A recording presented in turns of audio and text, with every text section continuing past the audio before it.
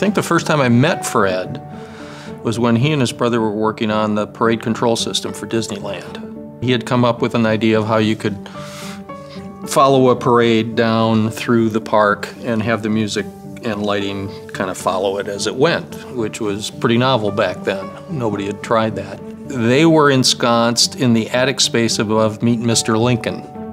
So the entire time they were working, all they heard was Lincoln's speech over and over and over Which again. I think Bill could recite word Verbatim. for word when he came back Verbatim. from that project. And it was pretty funny because Fred was the gregarious brother and Bill never said 2 words, okay? And he'd be in the corner working on code, and Fred would be talking to me and to Mike, and then every now and then he'd turn to Bill and say, "Bill, go to the bathroom." And Bill would get up and go to the bathroom, come back, start writing code, you know, and then he'd work some more, and then he'd say, "Bill, let's go to lunch." And we'd all go to lunch, and then they'd come back and they'd work some more. So that was my first introduction to Fred. And at that time, we had a bid spec out to anybody in the industry back then that could do a lighting console, a new lighting console. Back then, ETC was in a garage, and we did a site survey. Didn't take long, did it? We walked in the garage, and we looked around, and I turned to Mike and I said, "Are we sure about this?" Because it was just bins of parts everywhere. And It was a very small garage, too. really tiny garage. It was like the HP garage. Fred came back with a bid on the specification pretty much as we wrote it, and he got the bid.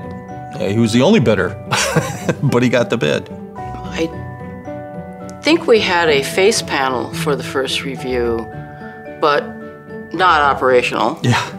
And This but there was this- data on the screen, and John's looking at it, goes, "You got a computer under the desk, don't you?" I was just like, "Yes." Fred said, "Well, what do you think?" I said, "Well, you know, it looks pretty good, but where's the on-off switch?" There was no on-off switch. I didn't remember You just that. plugged it in. Okay. And it was on. Why do you want to turn it off? Or it was off. Why do you want to turn it off? You unplug it. And I said, "Fred, where's the on-off switch?"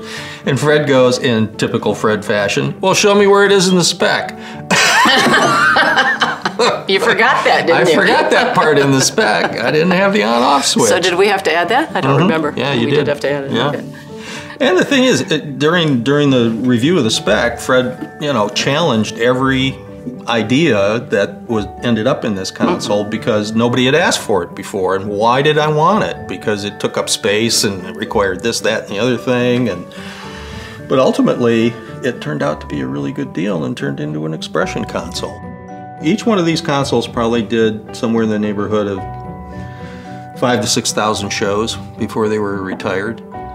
It was a lot of hard work, but it was enjoyable work. Yes, it was very creative, it was very challenging, and anybody that wants to get into the industry, that's what the joy of it is, you know.